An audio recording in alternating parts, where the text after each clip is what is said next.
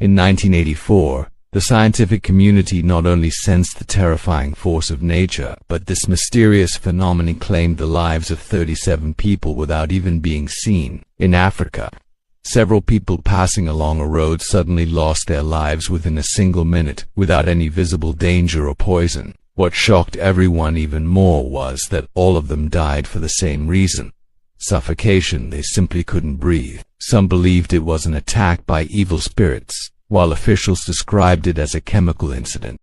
When the real cause was finally discovered, it was hard to believe. Viewers, in August 1984, a strange and terrifying incident took place in a remote region of Cameroon, Africa. There was a small lake there known as Lake Mon. Normally, this lake was famous for its calm and peaceful surroundings, but that very peace was about to turn into tragedy. Several villages were located around the lake, and a nearby road passed close to it. On the night of August 1, 1984, at around 11:30 p.m., the people living near the lake heard a loud rumbling sound. At first, everyone thought it was the sound of thunder, but that night the sky was completely clear, and the stars were shining brightly after the noise. Some people who hadn't yet returned home noticed a thick fog spreading near the lake. However, they ignored it and went to sleep.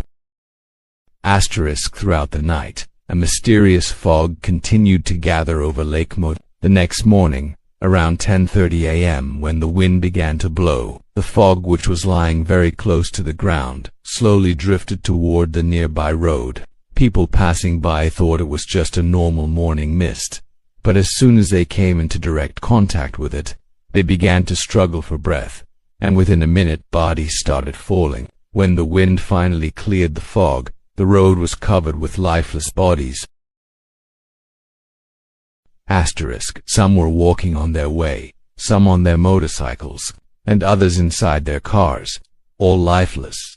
This mysterious fog had claimed the lives of 37 people. A short while later, the police and medical teams arrived at the scene, but there was nothing visible that could be blamed for the tragedy. According to the initial investigation report, the cause of death for all the victims was the same: suffocation.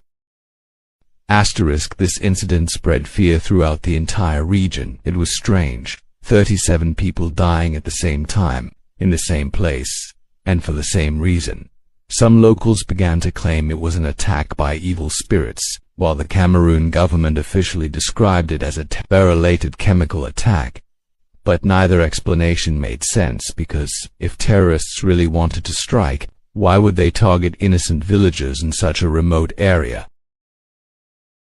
Soon, the search for the real cause of this incident turned towards nature. This time, experts began to suspect the Cameroon Line, a 1,660-kilometer-long chain of underground volcanoes that starts from the Gulf of Guinea and passes directly beneath the area where Lake Monon is located. Entire geological zone is known as the Cameroon Line. With the help of the U.S. Embassy in Cameroon, scientist Haraldur Sigurdsson was invited to investigate the case. Sigurdsson carefully examined Lake Monon. He found no signs of any volcanic activity in or around the lake. There were no traces of movement on the lakebed, and no presence of sulfur in the water, which is usually released during volcanic activity. But when Sigurdsson collected a water sample from the bottom of the lake, he noticed gas and bubbles escaping from it, just like when you open a bottle of Coke and the fizz rushes out. That clue was enough for Sigurdsson. He immediately realized that carbon dioxide had dissolved into the water at the bottom of the lake. The post-mortem reports of the victims also revealed that their deaths were caused by carbon dioxide suffocation. But the real question was, how was the carbon dioxide, trapped at the bottom of the lake, connected to the deaths of those 37 people? Let me explain something important here. Carbon dioxide gas is heavier than normal air. If it's released inside a closed room, it settles down at the lower part of the room. The same thing happened at Lake Monon. The fog that was seen near the ground actually contained carbon dioxide gas. But the real question was, why did this gas suddenly escape from Lake Monon after the final investigation? Sigurdsson presented a theory. He explained that volcanic gases deep beneath the lake were slowly building up pressure and gradually collecting at the bottom of the lake. Deep water at the bottom of the lake kept dissolving these gases over time. Because the lake is located near the equator, it remains under intense sunlight and heat throughout the year. That's why the upper layer of the lake was always warm, while the lower layer, which contained the carbon dioxide, remained cold. As sunlight couldn't reach that depth, cold water is heavier, and warm water is lighter, so the cold bottom layer never mixed with the warm surface layer even after centuries. As a result, with every passing minute, the level of carbon dioxide in the bottom water kept increasing.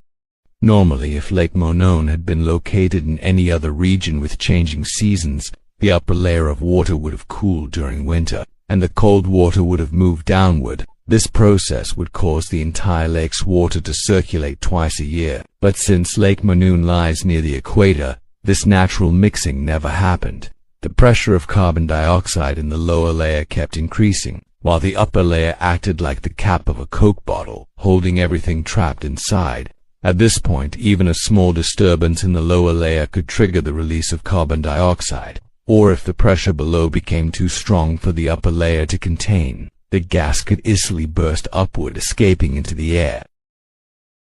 Sigurdsson explained that the lake had turned into a time bomb, and the entire process could trigger suddenly, accompanied by a massive blast.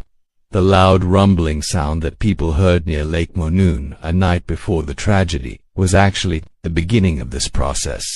Later, this phenomenon was named limnic eruption. After working tirelessly for 2 years, Sigurdsson published his theory in a scientific journal, but many other scientists rejected his idea, calling it unrealistic and baseless. But 2 years later, in 1986, a similar tragedy struck again, this time at Lake Nyos, located about 100 kilometers north of Lake Monon. Lake Nyos, just like Lake Monon, lies along the Cameroon volcanic line, but it was twice as large in size. Around 9 p.m., people nearby heard a loud rumbling sound, similar to thunder. Moments later, a massive cloud of carbon dioxide, about 1 cubic kilometer in volume, erupted from Lake Nyos. According to estimates, this cloud released nearly 300,000 tons of carbon dioxide. The cloud was heavier than air, so it spread across the nearby villages where thousands of people lived. Sadly, in this tragic incident, 1,786 people lost their lives due to suffocation. Not only that, but this gas also killed around 3,500 animals in those villages. The most shocking part was, even flies and insects did not come near the dead bodies, because this gas had killed all the insects too. Only 4 people survived this poisonous gas, and that too because they were at a higher elevation. Some people remained unconscious for almost 36 hours, and when they finally woke up, they found their loved ones lying lifeless beside them. Just a few months before the Lake Nyos tragedy, Sigurdsson had already presented his theory, but other scientists had rejected it, calling it meaningless. However, after this accident, people finally began to believe in Sigurdsson's theory. Soon, scientists from all around the world rushed to Lake Nyos to study and understand this mysterious phenomenon. It was later discovered that a landslide at the bottom of Lake Nyos had disturbed the trapped carbon dioxide gas. Experts confirmed this by examining freshly broken rocks and a nearby mountain, evidence of a recent landslide. Thousands of tons of rock fell into Lake Nyos. They disturbed the carbon dioxide-rich water at the bottom, and suddenly the gas rushed upward. This process was so violent that it triggered a massive tsunami inside the lake, with waves as high as 25 meters. Those waves hit the shores of the lake, and later, clear evidence of this was found. After witnessing the devastation caused by these limnic eruptions, one question arose in everyone's mind: could such a disaster ever happen again? It was discovered that both Lake Monon and Lake Nyos still had rising levels of carbon dioxide. This meant the danger was not yet over. To reduce this risk, scientists around the world suggested many ideas, but the most practical and cost-effective solution is to install long pipes deep into both lakes to safely release the trapped carbon dioxide. Pipes were eventually placed in both lakes, and the gas slowly began to escape safely. By 2009, Lake Monon was fully degassed, and by 2019 Lake Nyos was completely free of dangerous gases. Both lakes were finally made safe from the threat of future limnic eruptions. But there is another lake in the world that could face the same kind of disaster. And remember, if such an eruption ever happens there, it won't just kill thousands, it could take the lives of millions. This lake is none other than Lake Kivu, located on the border between the Democratic Republic of Congo and Rwanda. It is so massive that 50 Lake Nyos could fit inside it. And in terms of depth, it is almost twice as deep as Lake Nyos. Lake Kivu also has the same dangerous conditions. Its water doesn't rotate throughout the year because of constant sunlight and heat. But what makes it even more dangerous is that Lake Kivu contains methane gas along with carbon dioxide. Methane has a lower ability to dissolve in water compared to carbon dioxide, which means it can reach its saturation point much faster. If an eruption ever occurs here, the gas cloud that would emerge would not only be toxic, but also flammable, which means it could easily catch fire, adding to the danger. Around 2 million people live near Lake Kivu. If such a disaster were to happen here, it could become the biggest catastrophe in human history, one that could take the lives of millions of people.